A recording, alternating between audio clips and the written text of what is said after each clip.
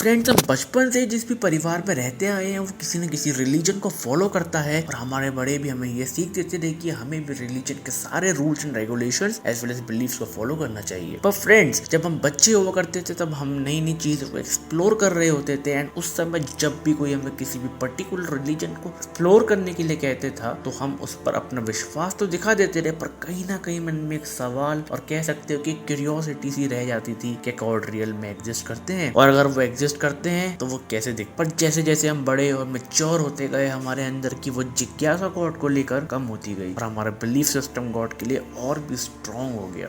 पर फ्रेंड्स, हम इस चैनल पर सिर्फ फैक्ट्स और प्रैक्टिकल चीजों पे बात करते हैं और हम भी उस बचपन वाले बच्चे की तरह जिज्ञासा रखते हैं और जानना चाहते हैं the real truth behind religion. Also हम ये भी जानना चाहते हैं that which religion came first.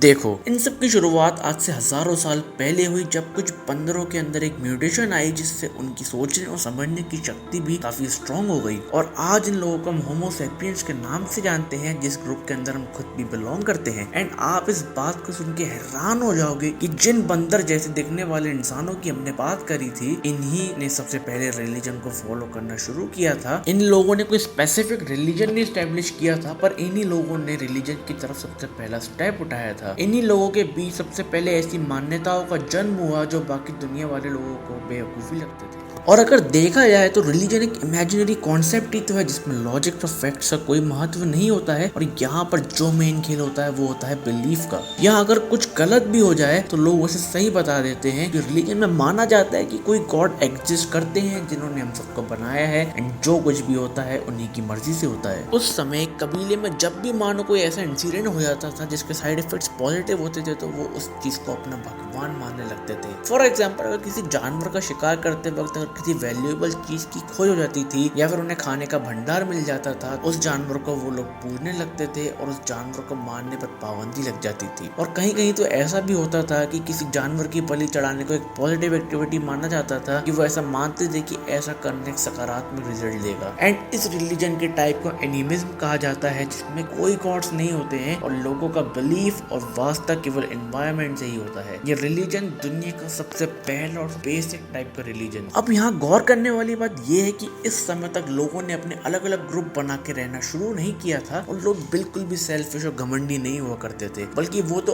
और भी समझदार थे बिकॉज वो किसी भी और प्राणी को छोटा नहीं मानते थे। पर धीरे धीरे ये कॉन्सेप्ट भी चेंज हुआ और लोगों ने खेती बाड़ी, बिजनेस जैसी कई प्रैक्टिस स्टार्ट कर दी थी, और जैसे जैसे ये चीजें और भी विकसित हुई रिलीजन के कॉन्सेप्ट में कहीं मेजर चेंजेस नजर आना शुरू हो गए। धीरे धीरे लोग और भी बुद्धिमान हो गए और खुद को सबसे ज्यादा सिविलाइज्ड और बाकी सारे जीवों को तुच्छ मानने लगे। लोगों ने इन पशु पंछियों को अपने यूज में लाना शुरू कर दिया था। पर सभी लोगों ने एक कॉमन बात को नोटिस किया कि ये लोग कितने भी सिविलाइज्ड क्यों ना हो जाए, पर इंसान को कंट्रोल सभी चीजों पर नहीं हो सकता। कहीं चीजें जैसे कि बारिश का होना या फिर उनके पालतू जानवरों का बीमारी से मर जाना या फिर उनका ये प्रेडिक्ट कर पाना कि बच्चा मेल होगा कि फीमेल, अब इन सब चीजों पर उनका बस नहीं चलता था और उन्हें ये समझ आ गया था कि कोई तो है जिसने उन्हें बनाया है और वही ये सारी एक्टिविटीज का होना कंट्रोल कर सकता है। और वो लोग ऐसा मानने लगे थे कि अगर उस ऊपर वाले को अपनी भक्ति से खुश कर दिया जाए तो सारी चीजें उनके फेवर में होना स्टार्ट हो जाएंगी। और फिर इसके बाद जन्म हुआ पॉलीथीइस्टिक रिलीजन्स का। अब पॉलीथीइस्टिक रिलीजन्स वो रिलीजन्स होते हैं जिसमें एक नहीं बल्कि एक से ज्यादा गॉड्स में बिलीव किया जाता है, और इसमें सबसे पहला जो धर्म था वो था हिंदू रिलीजन, और इसके बाद कई रिलीजन इसी के आधार पर बने, जैसे कि रोमन गॉड्स को फॉलो करने वाला रिलीजन, इजिप्शियन गॉड्स को फॉलो करने वाला रिलीजन। और जैसे ही लोगों ने रिलीजन को फॉलो करना स्टार्ट किया तो उसमें कई नई नई मान्यताओं का जन्म हुआ, जिसमें सबसे कट्टर मान्यता थी किसी पशु की बलि देना ताकि फसलों के देवता खुश हो जाए, और कई मंदिर भी बनाए गए ताकि जल देवता फसलों के लिए पानी बरसाए। उन्हें ऐसा विश्वास होने लगा था कि अगर वो भगवान को खुश कर देंगे तो इन अनप्रेडिक्टेबल चीजों पर उनका भी कंट्रोल हो जाएगा। इसलिए कट्टर मान्यताओं का भी जन्म हुआ और 100 भेड़ों की बलि एक ही बार में दी जाती थी, और ये चीज काफी कॉमन हो चुकी थी उस समय पर ये तो धर्मों में रेवोल्यूशन में केवल स्टार्टिंग थी, ये तो केवल ट्रेलर है, मूवी तो अभी बाकी है मेरे दोस्त। इसके बाद किसी को नहीं पता था कि धर्मों में एक बहुत ही बड़ा रेवोल्यूशन जल्दी आने वाला है, जिसकी वजह से रिलीजन्स के अंदर लोगों में कहीं लड़ाइयाँ होने वाली है और कहीं भाई बंधु अलग होने वाले थे। अब देखो, हमने जिन भी रिलीजन्स की बात करी है वो थे एनिमिज्म और पॉलीथीइज्म रिलीजन। इन रिलीजन्स में कहीं प्राकृतिक चीजों के हिसाब से उनके अलग अलग भगवान होते हैं, पर एक ऐसा भी धर्म होता है जिसमें लोगों की मान्यता ये होती है कि वो जिन भी गॉड में बिलीव करते हैं वही रियल है, सबको उनमें ही मानना चाहिए, and that God is the one and only God. और इसमें दूसरी मान्यता ये होती है कि वो अपने रिलीजन को बढ़ाने के लिए और भी लोगों को समझाए कि वो भी इसी रिलीजन को फॉलो करे, एंड इस टाइप के रिलीजन को कहा जाता था द मिशनरी रिलीजन। पर पॉलिथिस्टिक रिलीजन को उस समय कई जगह फॉलो किया जाता था, जिसमें शामिल था उस समय का सबसे बड़ा, सबसे विकसित एम्पायर द रोमन एम्पायर, जिसके अंदर धर्मों को सबसे बड़ा रेवोल्यूशन आने वाला था। इस शांति से भरे धर्म के अंदर इतनी अशांति पैदा होने वाली थी जिसके बारे में किसी ने सोचा तक नहीं था। आप लोगों ने ज्यूज माने यहूदियों के बारे में तो सुना ही होगा ना, राइट? वो लोग एक मोनोथीस्टिक धर्म को फॉलो करते थे, जिसमें वो एक ही गॉड को माना करते थे, जिनका नाम था यहवे, और इस धर्म का नाम था द जुडाइज्म। पर द ग्रेट रोमन एम्पायर के टाइम पर इजराइल के इन्हीं में से कुछ ग्रुप ऑफ सिटीजन ने लोगों को कन्विंस कर लिया था कि उनका भगवान कोई और नहीं बल्कि जीसस है, और इस धर्म की रूट्स आती नजर आ रही थी जुडाइज्म से, और यहीं से जन्म हुआ क्रिश्चियनिटी का। ये धर्म भी बाकी सारे धर्मों की तरह अपने रिलीजन को शांति से फॉलो कर रहा था, मतलब उसे कोई फर्क नहीं पड़ता था कि कोई उनके मसीहा जीसस को फॉलो करे या नहीं। पर फिर एंट्री होती है एक इंसान की, जिसने क्रिश्चियनिटी नामक रिलीजन की काया पलटी कर दी। इस इंसान ने लोगों को ये कहा कि यहोवा माने जीसस ने हमें हमारे पापों से मुक्त करने के लिए ही जन्म लिया, और वो क्रूस पर भी चढ़ गए और खुद को इतनी तकलीफ दी, वो भी सिर्फ हमारे लिए। तो ये तो कुछ ऐसी बात है जो दुनिया भर के सभी लोगों को पता होनी चाहिए, ताकि वो भी उनकी महानता को पहचान पाए और वो भी उन्हीं की तरह जिंदगी में सही डायरेक्शन पकड़ पाए। और इस इंसान का नाम था the Paul of Tarsus. And इस बयान ने सभा के सभी लोगों को बहुत मोटिवेट कर दिया कि वो पूरी दुनिया में ट्रैवल करें और सभी लोगों को जा जाके बताए कि उन्हें भी क्रिश्चियनिटी को फॉलो करना चाहिए। फर्स्ट सेंचुरी एडी में क्रिश्चियनिटी को फॉलो करने वाले केवल मुट्ठी भर लोग थे, पर इसके बाद इसके आंकड़ों में जैसे भरमार ही आ गई। अब इसका रीजन साफ था कि क्रिश्चियनिटी के फॉलोअर्स लोगों को जा जाके बताते थे कि बेटा तुम भटके हुए हो, और अगर तुम्हें भी लाइफ में एक करेक्ट पाथ चाहिए तो हमारे गॉड को फॉलो करो यार। यही एकमात्र ऐसा रिलीजन है तुम्हें इस सृष्टि के रचयिता से मिला सकता है। अब फ्रेंड्स, आपको ये जानकर बहुत हैरानी होगी कि जो उस समय का सबसे बड़ा एम्पायर था, द रोमन एम्पायर, उसमें भी रिवॉल्यूशन की छाप देखने को मिली। अब रोमन एम्पायर में भी लोगों ने इस मोनोथीस्टिक रिलीजन को फॉलो करना शुरू कर दिया था। आप ये जो तस्वीरें देख रहे हो ना, ये सब रोमन गॉड्स की है, जिन पर लोग इतना विश्वास करते थे। पर क्या आपने कभी ये सोचा कि इन गॉड्स की कोई आज पूजा क्यों नहीं करता है? आखिर क्यों इतने सालों पुराना रिलीजन एकदम से विलुप्त हो गया? फ्रेंड्स, सीट थामे रहिएगा, क्योंकि इसी के बारे में हम डिस्कस करेंगे अपनी वीडियो में। देखो,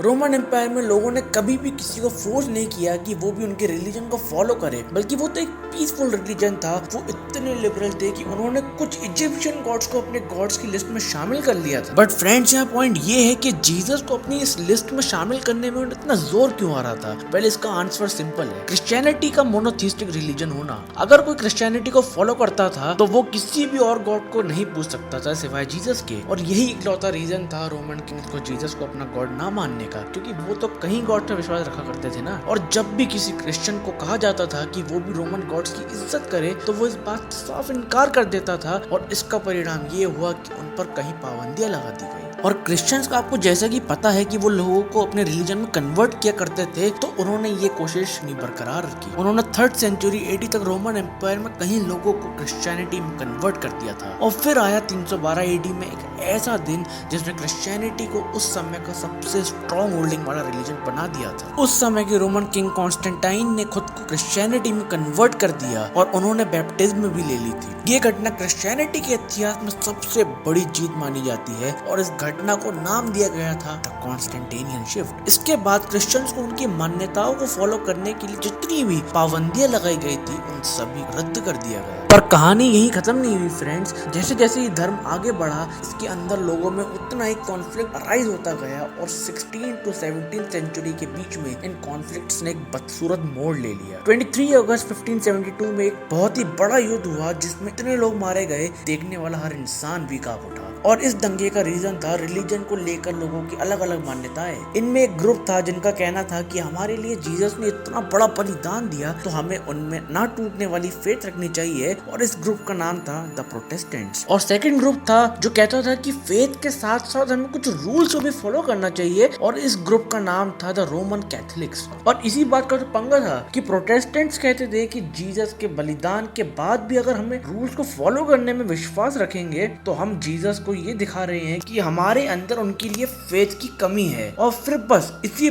बात पर दोनों ग्रुप्स के बीच में एक घमासान युद्ध हुआ एंड रोमन कैथोलिक्स ने प्रोटेस्टेंट्स पर प्लान अटैक्स करना शुरू कर दिए। इस इंसिडेंट में केवल एक ही दिन में तकरीबन 60,000 प्रोटेस्टेंट्स की दर्दनाक मौत हो गई और इस घटना को नाम दिया गया द सेंट बार्थोलोम्यूस डे मैसाक्रे। पर इसके बाद भी धर्म ने अपनी बढ़ने की स्पीड को यहाँ नहीं रोका और ये ब्रह्मांड में कहीं लोगों तक फैल चुका था। एंड फ्रेंड्स, क्रिश्चियनिटी के लगभग 700 सालों के बाद आया इस्लाम धर्म, जो कि सऊदी अरेबिया में सबसे पहले फॉलो किया गया था। और आपको ये सुनकर आश्चर्य होगा कि क्रिश्चियनिटी और इस्लाम दोनों ही जुडाइज्म से ब्रांच आउट हुए हैं और इन दोनों को इब्राहिमिक रिलीजन भी माना जाता है। अब इससे इब्राहिमिक रिलीजन क्यों कहा जाता है हम जानेंगे आज की इस वीडियो में। 1812 बीसी में इजराइल में अब्राहिम नामक व्यक्ति को 2 एंजल्स और यहोवा के दर्शन हुए, जिन्होंने उन्हें इस ब्रह्मांड की सच्चाइयों का ज्ञान दिया, जिसे उन्होंने अपने साथियों को भी शेयर किया। और फिर वहाँ के लोगों को लगने लगा that they are the only people जिन्हें गॉड ने खुद चूज किया है and they are the most special creatures of God. और इसी मान्यता के बिहाफ पे जन्म हुआ जुडाइज्म रिलीजन का। और अगर आपको लगता है कि मैं कोई मनगढ़ंत कहानी सुना रहा हूँ, खुद क्रिश्चियनिटी और इस्लाम की किताब को खोलकर देख सकते हैं, उनमें भी इस घटना का उल्लेख है कि क्रिश्चियनिटी और इस्लाम का भी जन्म यहीं से हुआ है। एंड यही रीजन है कि Christianity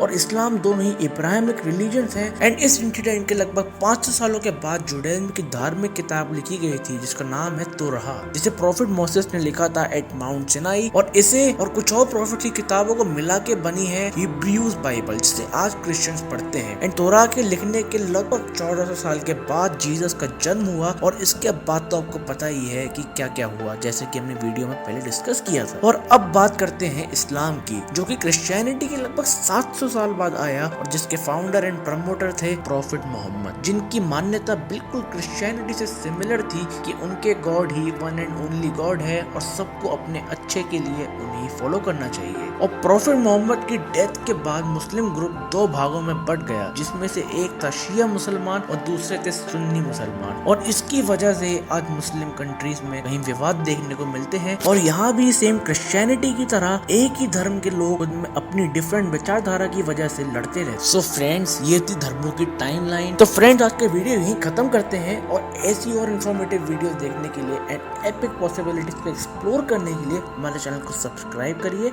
and don't forget to press the bell icon and do like the video.